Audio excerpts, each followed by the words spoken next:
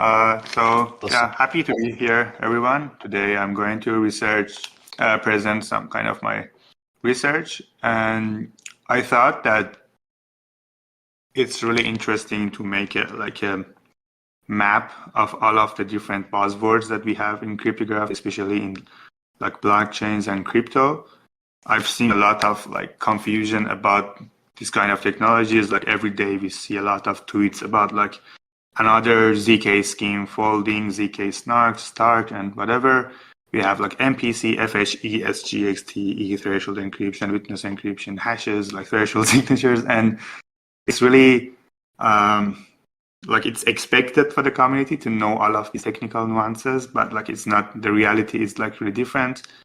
And I've seen that in the crypto community, people like affiliate all of these different cryptography schemes as like ZK or just encryption, and they think they're solving the same problem, they're like the same thing. And I just thought that like it would be a like nice presentation if I first of all explain each of these on the very high level, so it just makes sense to most of the people that like what's the mission for each of them, and more importantly what problems they are solving, and even more importantly what they are not solving, and most interestingly how we can combine them for solving like harder problems.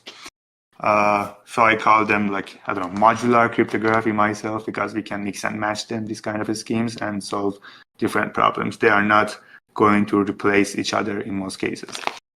And yeah, the picture on the right side is like the Pandora box. So we want to open this. And so first of all, obviously, like ZK is the most like popular cryptography scheme in crypto, and perhaps the most powerful.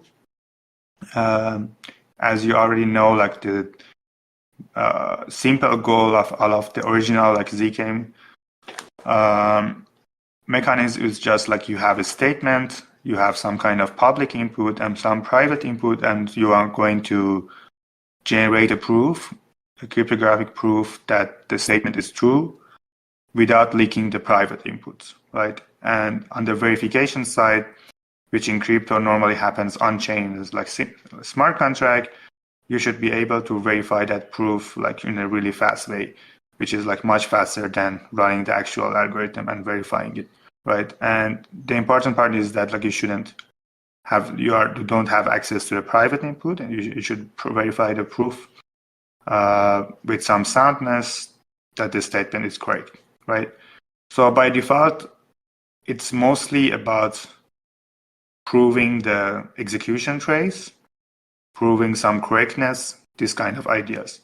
And it can be used for some kind of, can you hear me well? Or I'm disconnected? Yeah, I can hear you perfectly, Peyman. Okay, sorry. So I think like most of the use cases that we've explored in crypto so far is like somehow on this like proof of execution side, or like proof of the the correct state transition. The examples of that is like, for the most important application so far is like ZK rollups. So in this idea, we are basically proving that some transaction has happened on the L2 and the state transition is like correct, right? So it doesn't have anything to do by default with like privacy. And in ZK bridges, we are proving that the deposit transaction has been like received and the state transaction is like correct, right? So we don't care about privacy by default. And there is like a whole track of ZK, which is like, interestingly, the first applications in the crypto ecosystem, which was about like privacy, like Tornado Cash or like, I don't know, Monero, Zcash, these kind of applications, which is basically you send some money to some address. I'm like oversimplifying that, but the idea is that you send some money to some address, and then prove that you have sent that. You can withdraw that from that address to any address without leaking the source of that. And it's not like perfect, because obviously it depends on how many transactions. It's a mixed service generally. So how the people who are using that, the more the set grows, the more private you are. It's not perfect privacy, and also it's limited. It's just for breaking the direct link between the sender and the receiver. So it's not like really useful for actual on-chain privacy, like computation, combining private data from multiple parties. For example, if you are sending hundreds of transactions from 100 users and you want to combine those private parties to compute an end result, like ZK normally is not the answer. And it's like also like all of the challenges on the privacy side, like regulations has been like really big blocker.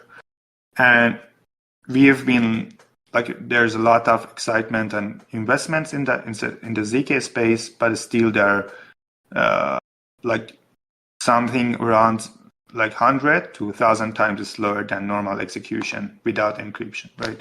And the goal is like making it like just 10 times slower. So we should really understand that while it's very powerful, it can be used now for all kind of like projects like ZK identities, proving that you have the some kind of data on yourself without leaking that. It can be used for ZK bridges, ZK rollups, or like proof of correctness, all kind of ideas, even outside crypto for like even ZK journalism, right?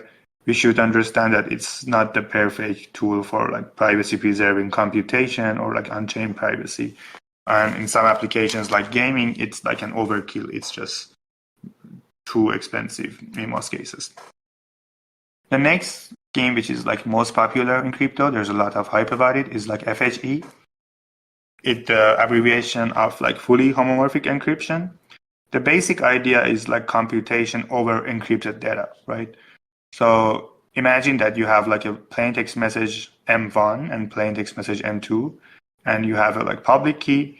You can encrypt those using your public key and have like C1 and C2, and all the way like to CI. So basically you have encryption of multiple plain text data, C1 to CI, and they can be generated in the user side or like by multiple people independently. The cool thing about homomorphic encryption is that basically if you have C1 and C2, C1 plus C2 is exactly the encryption of M1 plus M2, which basically means that like you can compute over the encrypted data, and the result of the computation is like encryption of result of the computation over the plain text data, right? So basically you can have like multiplication, any type of polynomial, and compute them over the encrypted data without knowing anything about their individual messages, and the result stands, and you can decrypt it. The decrypted result is like it's valid, which is only, it's not by general the feature that we have in like general public key cryptography. And to make it more clear, like I want to mention like a non-crypto example. I'm sure that you've heard of like 23andMe, like all of these kind of products that you have your DNA send it to a company, or like things like ChatGPT, right? So you basically send some kind of private data to the server. There's some kind of server, and they have all kind of financial incentives to not leak their model, or how they are running machine learning models, or all kind of other scientific models on top of your private data. And you have all reasons in the world that you don't want to leak your private data to the server, because it can be your private DNA, it can be your all kind of private data, your social security number, and you don't really want to like trust those companies to store your data, right? So interestingly, you can encrypt your data and send it to their private servers, and they can run their machine learning models. ChatGPT can like compute over that and give you your answer. It can be a simple like model for sending your, I don't know, radiography picture, encrypt it, and they run their like cancer model on top of that and say like in a yes or no question that if you have like prostate cancer or not, right? but even they cannot see the result. The result can be only decrypted on your side. This is like the magic of like fully homomorphic encryption outside crypto, right? So in this case, the private key is only like held by the user side. But if we want to use it in crypto, there are some challenges. We need to make it like multi-party. Like FHE by design is not like multi-party, it's like a two-party between you and the server, right? So we need to have a way to make it more suitable for crypto applications. One problem is that for some of the applications, not for all applications, you should prove that the encryption part, while you're encrypting your transaction, you're encrypting it correctly. So you cannot argue later that like, look, I encrypted my data correctly, but you couldn't decrypt it, right? So you didn't compute over my data like correctly. So you should prove in ZK in some cases that it's done. The other thing is that for ideas that there is like some kind of global state, like, I don't know, auctions or like gamings, it's important for a network of validators to hold the private key. So instead of the user, there's like a bunch of like a trusted committee to hold the private key. So I'm going to discuss that how that's possible, but I think it's important to note that FHE in general doesn't have these features. And the last point about this is that FHE is still very computation extensive. It's like computationally really expensive. But it's not impossible. Like during the last 5 years, we've had like significant growth by companies like Zama, and it's like very optimistic that what's happening in general. It has a like really great transition from purely research and like impractical to something that we can use actually these days on like EVM. And the next big thing is like MPC, multi-party computation, secure multi-party computation, and everything. And the basic idea here is that we have a set of people, like a lot of validators or like a couple of companies or a couple of individuals, and they all have private data on themselves, right? And they want to compute something, do something together without leaking their own private input, right? There are like non-crypto examples in reality is like, imagine in a company, you want to take the average salary. So like we have a company, a private company, and for some regulations, the government is asking for the average salary in that company to make sure like you are fully compliant.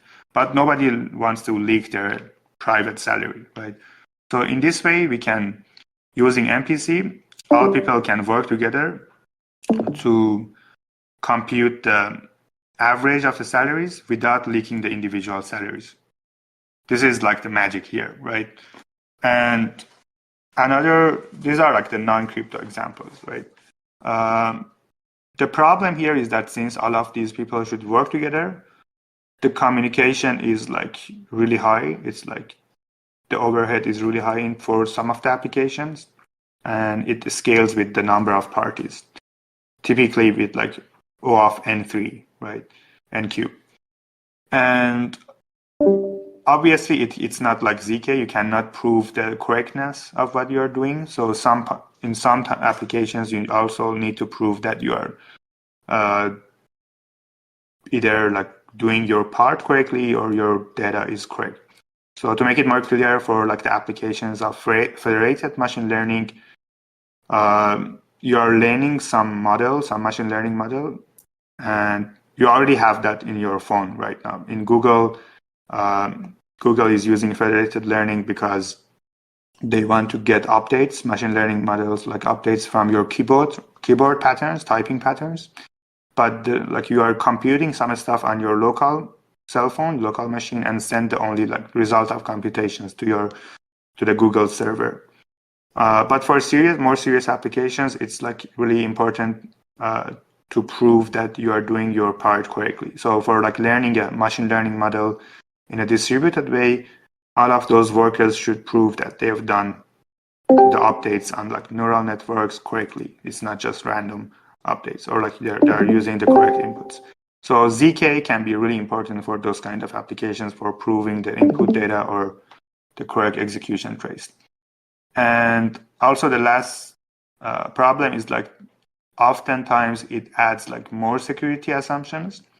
We are assuming that like in most cases, like T out of 10 parties are acting honestly. And if there's like more than like T, like if there is like less than T plus 1 honest parties in the set, we cannot do, like we are not secure, which basically means that either the system is halted or like we lose like the security of the system in total, right? I'm oversimplifying things, but in general, the takeaway here is that it's adding more assumptions on the security. And the scheme which is like really popular in crypto is like threshold cryptography. In threshold cryptography, the goal here is like encryption and decryption using a committee of validators. I think it's really confused in this space, but like threshold cryptography is like, I think, at least to me, the most well-known area of multi-party computation. So it's a subset of multi-party computation. They are not the exact same thing, but threshold cryptography is MPC, but MPC is not necessarily threshold cryptography. And the goal here is that those parties, multi-parties, which is the committee, they can work together to encrypt something together or like decrypt something together, like either of these, right? And as long as the threshold of them are honest, like T plus 1 out of n validators are honest, everything is great, right? To be like very simple. And threshold cryptography has two subsets, which is like often confused in the crypto community. The most well-known one is like threshold signatures. We call it TSS in crypto most of the times, and they call it like MPC wallets. You've probably heard of MPC wallets, right? So they are threshold signatures. They are used by companies like Circle for MPC wallets, or like bridges by companies like, I don't know, Threshold Network, or other companies who are bridging assets from one ecosystem to other ecosystem. And the idea is that there is a group of people, like 100 people, and they verify transactions or like verify other stuff together. And if a threshold of them are honest, if a threshold of them are like signing correctly, that specific event will happen. So in more technical details, there is a private key, which is shared with all of those validators, and they can sign with that private key, right? And I think it's really important to mention that the threshold signatures, they are somehow solving the same problem as multisigs, but they are really different. The difference, in short, is that multisigs, we have like independent keys. They are not a threshold scheme, and the management of those multisigs are like on-chain in a smart contract. Threshold signatures can work off-chain through multiple ecosystems. It's not just basically just for Ethereum or like your smart contract, and you have more privacy using threshold signatures. Other people cannot see everything in the smart contracts. And the other general, really interesting, with like most of the potential threshold subset area of like threshold cryptography is threshold decryption. Threshold decryption is the most accurate term, but people often say threshold encryption, but it's, I think, a like mistake, because encryption is happening on the user side in most cases. It's not a committee-based approach. So encryption is like done by one person, but in this case, the decryption is happening by a committee. So as a user, you have access to a master public key. You can encrypt it. And once it's encrypted, the committee can work together to decrypt it in a decentralized way. So nobody can decrypt it independently. They should work together to decrypt it. So really interesting ideas around that are like, for example, mempool encryption in general. Users can encrypt their transaction, send it to the mempool, the block space of different ecosystems, And once the inclusion of those encrypted transactions are finalized, that committee can work together to decrypt them and execute them, right? So like in the cases, like case of like auctions, we can encrypt our bits, or like in governance, we can encrypt our votes, send it on chain. And once those, like, I don't know, the deadline of those applications are reached, that committee can work together to decrypt the results, encrypted transactions, and compute over them. Which is really interestingly lightweight on the encryption and decryption side.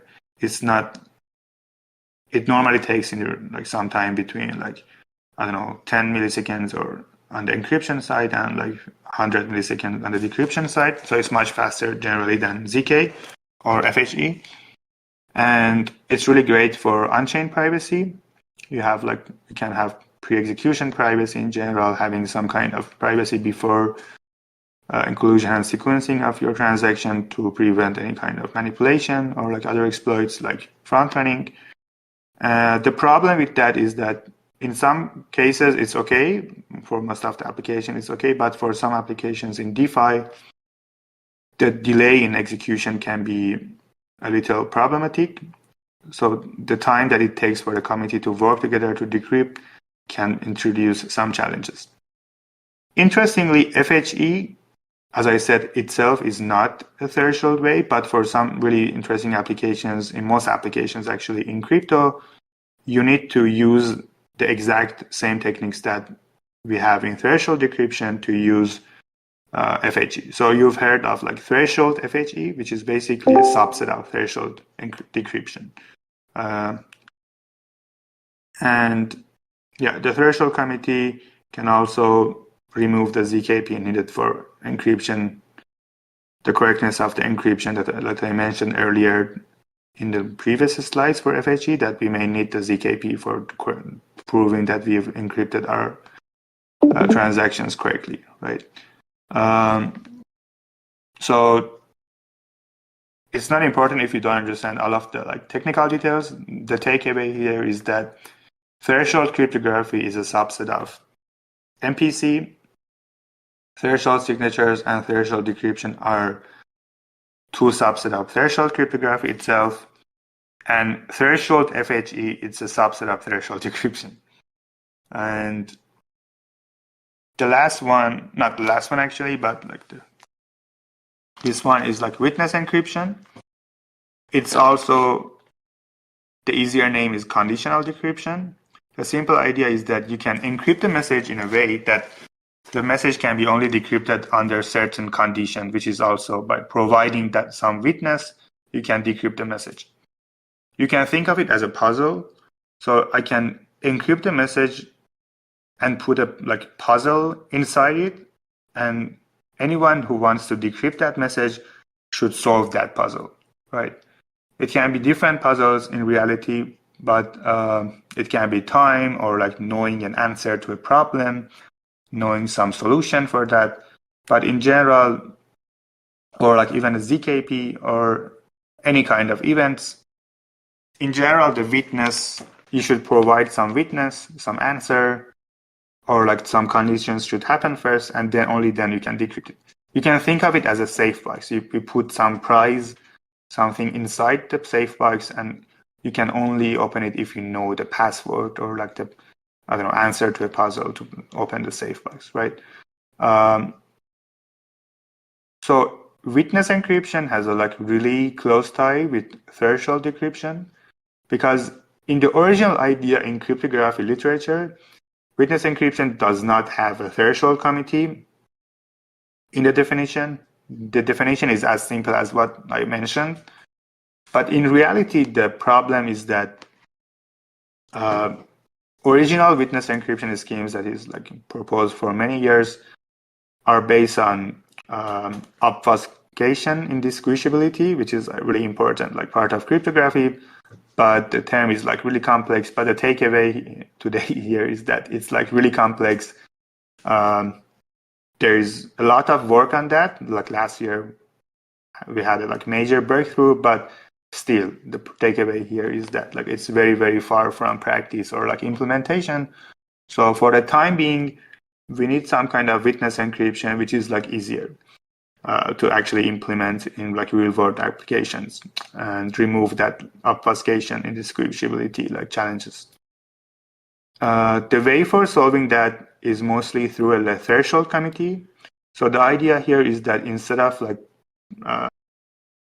mixing the puzzle with the encryption itself, you can have the puzzle, you can have the secret key for decrypting that message somewhere in the hands of that threshold committee. And once that threshold committee verify that that witness is provided or some conditions has happened, they can work together to generate the private key that can decrypt that witness encryption like transaction. So to make it more simple, in the case of time lock encryption, in the original idea of witness encryption, you encrypt it in a way that once some time has been like passed, you can only decrypt it after some time. But using threshold encryption, you can implement it in a way that that committee can obviously see some block number or some time, and once the deadline is reached, they can easily send their parts of the private key, their parts of the secret key, and we can construct the actual secret key based on them and decrypt the message. So it's like some kind of practical witness encryption. And there are like, most importantly, if you've heard of identity-based encryption, identity-based encryption is like the most like promising way of implementing witness encryption through threshold ways. And yeah, so the key takeaway here is that witness encryption and threshold encryption are really different. But for the time being, we can use like threshold decryption for implementing witness encryption. So witness encryption is through threshold encryption is a subset of that, right? In general, they're independent, but like FHE, for a realistic implementation, we can use like threshold committees. And okay, last one is SGX, which is the more common name is like TE's, Trusted Execution Environment, but SGX is like the most popular one, which is a hardware designed by Intel. And the simple goal is like allowing private computation inside that hardware. The most popular example of that in crypto is like Flashbot's block building, which is not currently using that, but like they have some experimentations. The idea here is that instead of building blocks without any privacy, the block builders can combine transactions inside a private hardware and without knowing what's happening inside it, right? And then only after that share it with like relayers and like validators. So in general, if there is like some kind of computations that really need to be private, we can send them all inside that hardware, and the person who is running that cannot see what's happening or access that by default. It makes it really easy to implement. We don't need any kind of like circuits like ZK or like, I don't know, very hard stuff that development challenges that we have in ZK, FHE, or like running a threshold committee for MPC. It's basically really easy. This is why it's like the first go-to solution for like companies like Flashbots.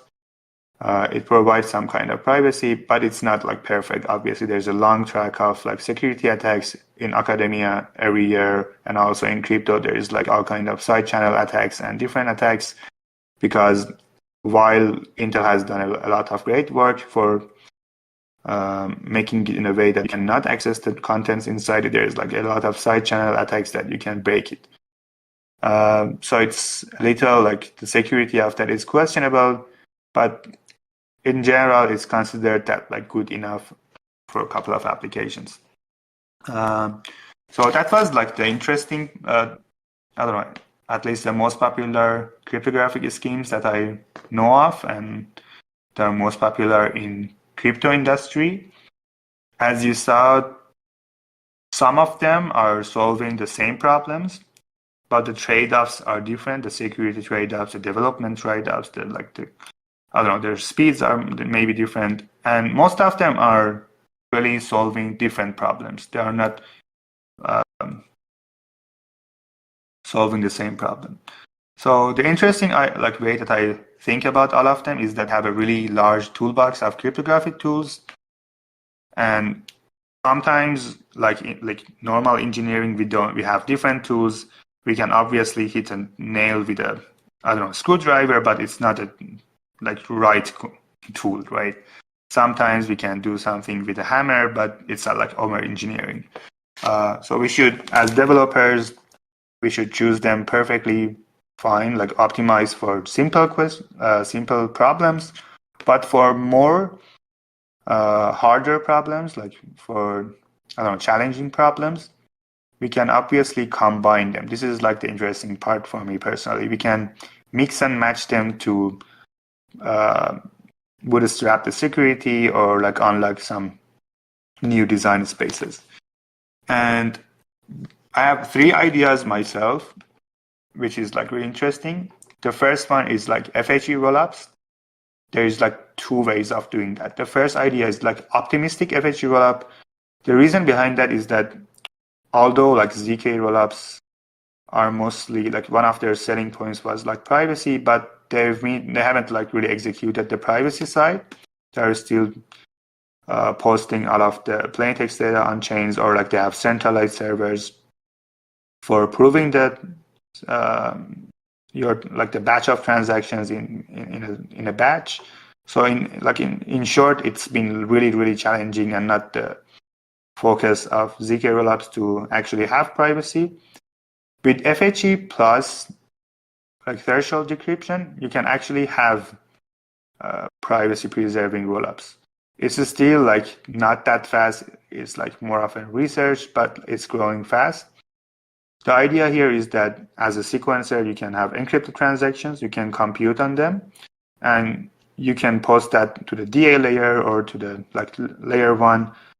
While you are posting that, the answer, you are just posting the encrypted state. You are posting the encrypted transaction. You are not decrypting that. So you actually have end-to-end privacy here. The good thing about that is that the sequencer cannot front-run you or censor you based on the contents of the transactions, and you have full privacy. The interesting part is that you should decrypt the result, at least decrypt the results of the computations, results of which is the state of all of execution of all of those transactions, right? So the way that we can do that is through MPC and threshold decryption. So there's a key for decrypting the result of all of the transactions. While we are not decrypting every single transaction, we need to decrypt the final result. And basically that committee, after the finalization of the state, can decrypt that, which updates the status of the transaction and the blockchain, but does not leak any private information about the individual transactions. And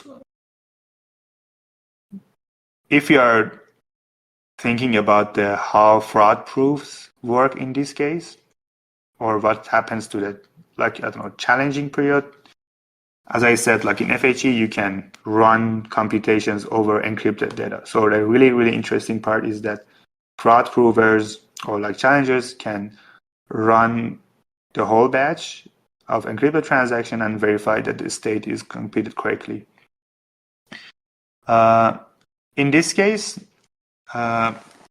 we don't have the threshold committee can take part of the correctness. The proof, we don't need any ZK proofs.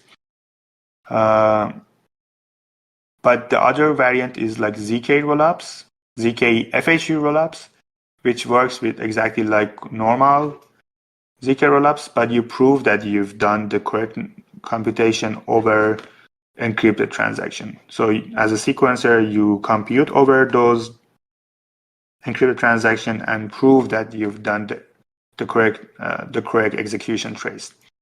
And there is an extra part that is not present in the normal ZK projects, ZK rollup projects, is that you don't need to prove that the input data is correct in most cases. But in this case, you need to prove that as part of the execution trace, you need to actually prove that you've encrypted the input data correctly as well, which is like a little hard these days. The first solution, optimistic FHE, is like more accessible these days, but like in future, I can imagine that like the end goal is having like ZK and FHE. You can prove everything, and also still for a decryption, you need like threshold decryption, which can be basically validators of the L1 or like L2. So like like as long as you have like some kind of committee with the private key, and you trust them, you can decrypt the final results. The good thing is that it has all of the good things of ZK, and then it has like full privacy, which is basically the goal in blockchains. And the second idea is like practical witness encryption, that as I mentioned, first of all, we can combine threshold, we can use threshold decryption and schemes like identity-based encryption to actually implement practical witness encryption, which works in reality. It's not like that hard to implement. That's the first message. And for having like a general purpose witness encryption, so making it in a way that once you've proved something, some answer, some puzzle, only after that you can decrypt it, we need ZK. This is how things can be really interesting. We are using threshold decryption plus ZK for building general practical witness encryption. So the idea is that there is a committee, they have the shares of the private key for decrypting them once the conditions are met. But as the person who wants to decrypt that message, you want to prove that you know some witness, you know some condition. So you use ZK, prove that without leaking that solution, and the committee can easily verify that on chain or like even off chain. And once they have verified that, they can send their private key shares. So this is like the really, really interesting application. It can be like really useful for even like DeFi, for like intents, for like market makers or whatever. Searchers can prove that they know some answer, they know some trade. And after that, the transaction will be decrypted for them and they can execute it. Or even like in gaming, you know that you can say that I know some answer and prove it, and after that, you can get some prizes. The third idea is bootstrapping the security of MPC and threshold cryptography using SGX.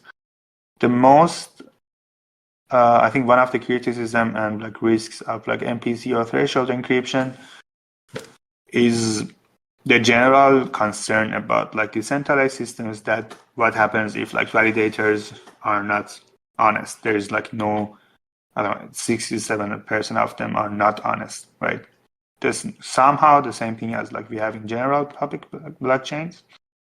In threshold decryption, there's like the chance that validators can work together dishonestly, and like an honest majority of them, which is like not very realistic in some of the applications, but it's like a concern for like a few high security applications. In those applications, you can interestingly execute like all of the private key generation logic of each of the validators inside and like hardware, like trusted execution environment like SGX.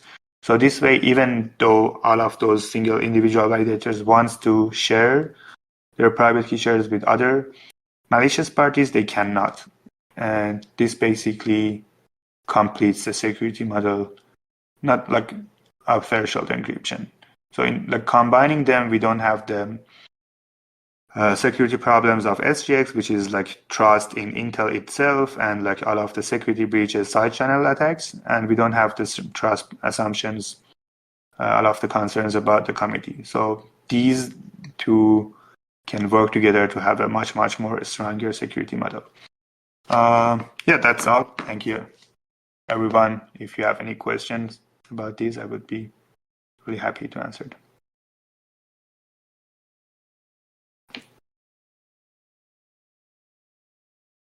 Yeah, you guys should be able to speak. So I've changed the settings so that anybody can ask a question if they'd like to.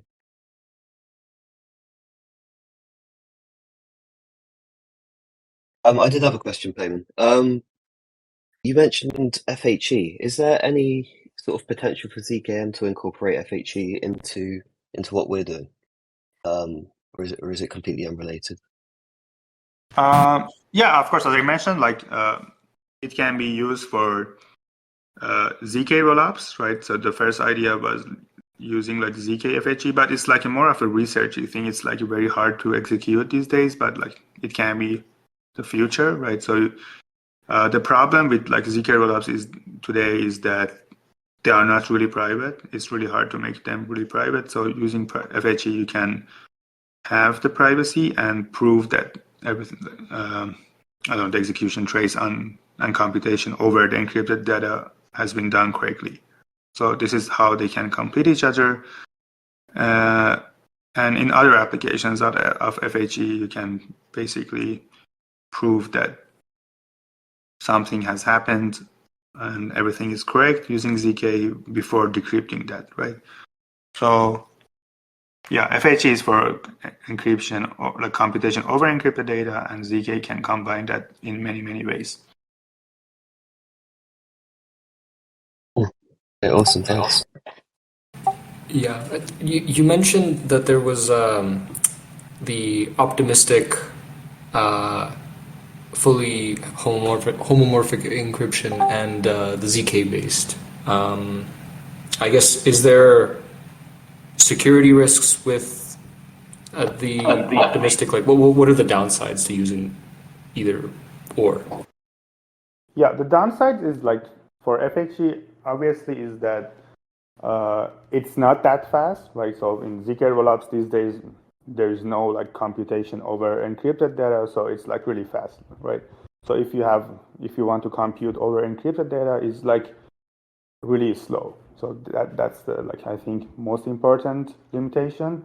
So in the optimistic one, it's the computation can be faster because you don't need the ZK part as well. So you already have some kind of complexity of like computing over the encrypted data. And if you want to do it in a ZK setup, you also need to prove the execution, which takes like significantly more time.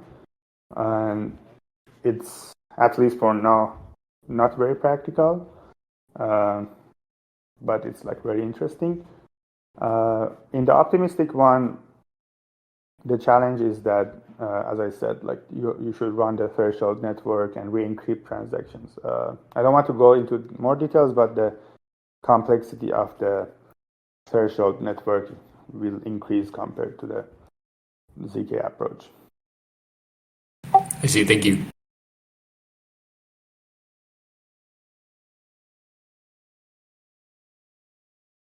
Awesome. Another Yeah, idea, I mean, like another idea that I just had about FHE and ZK is like for machine learning, for example, like for the idea that I mentioned about like Intel or like, I don't know, ChatGPT. When you submit your encrypted data to the server, how can you like trust them that they've run the correct model on your transaction, right? On your data, right? So they can generate a ZK proof, like in theory on that, and send it to you so you can verify that they have actually run the model on you and they are saying that you don't have cancer, right?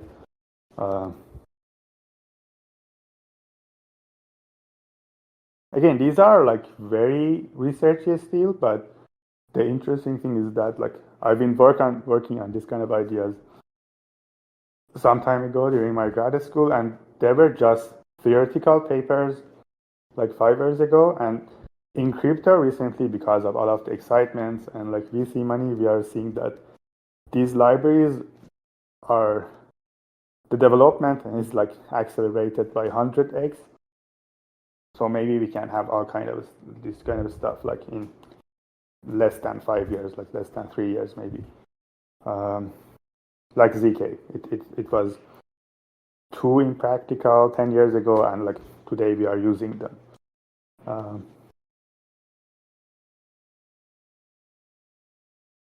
Yeah, things are moving faster. It's an exciting time.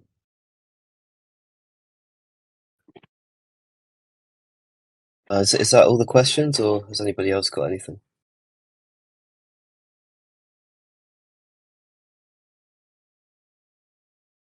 I think we can probably wrap this up then, Peyman, if you're happy. Yeah, I'm good. Thank you. Thank you for listening.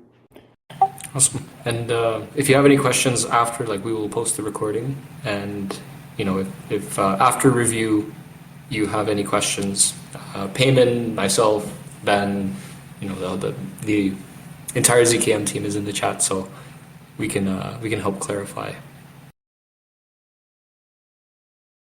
Yeah, absolutely.